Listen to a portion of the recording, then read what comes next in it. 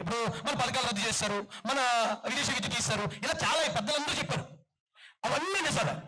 అవన్నీ పక్కన పెట్టే ఈ రాష్ట్రంలో 55 లక్షల మంది మాలలు ఉన్నారు. 55 లక్షల కుటుంబం ఉన్న ఈ కుటుంబంలో మన తమ్ముడిని ఒకరిని చంపేసి ఆ శవాన్ని తీసుకొచ్చి మన ఇంటి ముందు పారేసాడంటే ఆడికి ఎంత ధైర్యం ఉండాలా?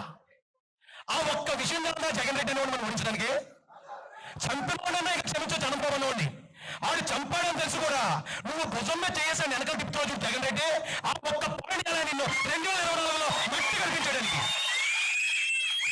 ఎలాంటి పాట అండి, ఎలాంటి పని అండి?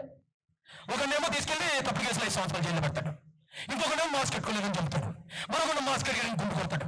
ఇంతమందిని చంపెత్తున్నా కూడా ఇంకా మనకి పథకాలు ఏమి ఇచ్చాడు? 15,000 ఎంతమందికి ఇచ్చాడు? 15,000లో ఎంత వచ్చింది? అవసరమా మనకి అసలు? అసలు ఈ రక్తం ఏ రక్తం ఇది? కోసి పడతప్పే కూడా రక్తం ఇది. ఇలాంటి రక్తాన్ని కోస్తున్నాడంటే మరి అలాంటి వాళ్ళు మనం ఏం చేయాలి?